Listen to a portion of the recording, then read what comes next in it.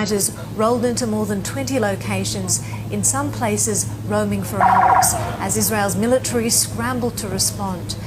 Israel says that at least 200 people have been killed and more than 1,000 injured.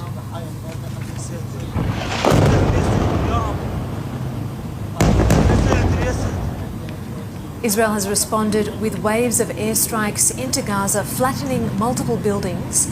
In Gaza, health officials have reported that more than 230... After their extraordinary raid this morning, unfortunately for Israel, some of those militants have taken some of the hostages that they captured into Gaza, and we've already seen some videos of some of those hostages who have crossed the border. This was a complete surprise to people in southern Israel. This is a country which for years has prided itself on its ability to protect itself, particularly its civilian population. There is a huge military and intelligence presence around Gaza and focused on Gaza. So the fact that this was able to happen, this attack that had extraordinary planning, that'll be a question for Israel's defence and intelligence chiefs in the coming days. But right now, the focus certainly is on those civilians. The operation that the IDF has launched today is likely to continue. It would have taken months, if not years.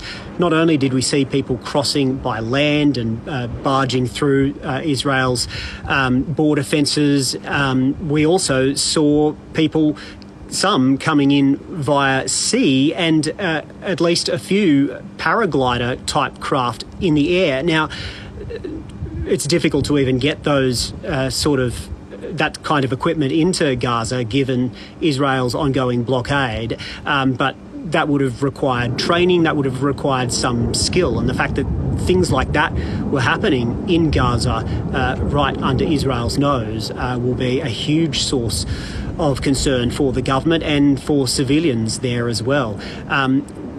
Certainly the scale of the attacks we've seen from the IDF just in the last few hours, I would say, will degrade the Hamas militants' ability to launch further rockets, or at least anything of the scale we've seen today, because a lot of targets were hit, and we're still not sure exactly what they were or who was affected. But yes, Hamas went in both on the ground by breaking through the border fence, by air, using sort of motorised vehicles, and by sea as well, and were able to hold and occupy and run rampant throughout many small Israeli towns in the south for several hours before the IDF mounted a response. Shows you that they had no idea whatsoever that this was coming. You've got Hezbollah, which is in southern Lebanon, but an Iranian proxy of sorts, which has already come out and welcomed this offensive. You've got groups like Palestinian Islamic Jihad in the West Bank and other militant groups which have also welcomed this, and Iran itself has welcomed these horrific attacks we've seen. I think it's quite possible that some of those actors will seek to take advantage of this situation, the disarray within Israel, the fact that the nation is in a degree of panic, to capitalise on this. And we saw Joe Biden earlier today just warning states seeking to take advantage of that. But there is a very real risk that this will escalate into a much wider regional conflagration. It's almost definitely scuppered any prospects of an Israeli state. This verified footage shows a woman on the outskirts of Gaza City being dragged out of the vehicle barefoot with her hands tied behind her back before being bundled into the back of the Jeep and driven off. Both Hamas and the Israeli Defence Force have confirmed that hostages have been taken, but that number does remain unclear. And a settler colonialist enterprise, Zionism, in Israel was created, and Palestine disappeared almost overnight in 1948. And what we have now is Palestinians who are indigenous to Palestine, to that land, who are not invading. They're not invading, they are wanting to go home. Within the Gaza Strip, 2 million people, 70% of them are refugees who live a day's walk to their ancestral lands. We, as Palestinians, we empathise with our Ukrainian brothers and sisters, but when Russia invaded Ukraine, we immediately knew who the bad guy is. Palestinians are not the bad guy. Palestinians just want to go home. They want to live like everybody else on earth and enjoy the self-determination. Know that if they send their children to school, they'll come home, have dreams and hopes of international travel, international education, opening up their own businesses and living freely. And that's being denied to them by a brutal Israeli regime, aided and abetted by Western governments who say things like Israel has a right to defend itself. Well, don't Palestinians have a... Mariam, can I just say, don't Palestinians have a right? Don't Palestinians have a right to defend themselves, to live freely?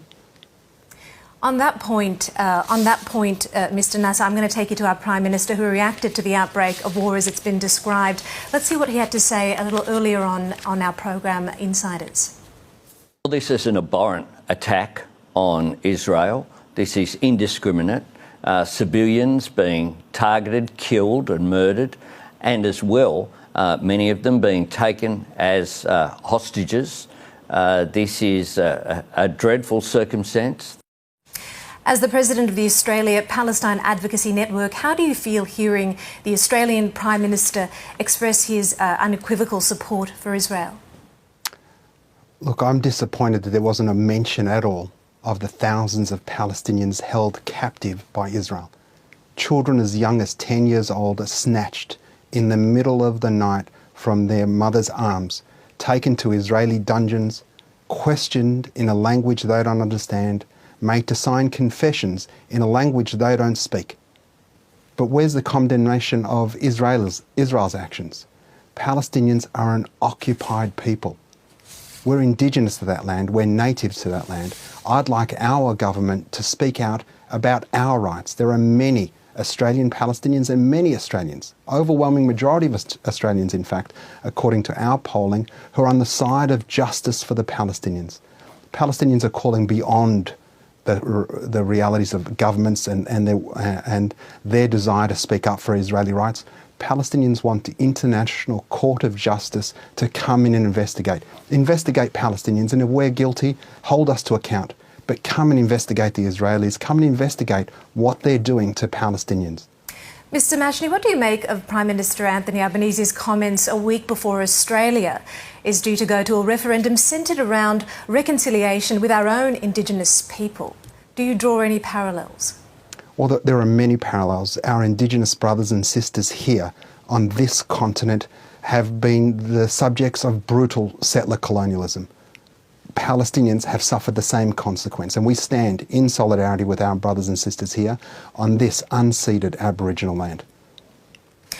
And just lastly, before we go, Mr. Mashney, does the Australian Palestine Advocacy Network condone the violence and bloodshed being inflicted upon Israelis by Hamas? Mariam, we condemn all violence. Violence is no solution. But Palestinians have been asking for justice for 75 years.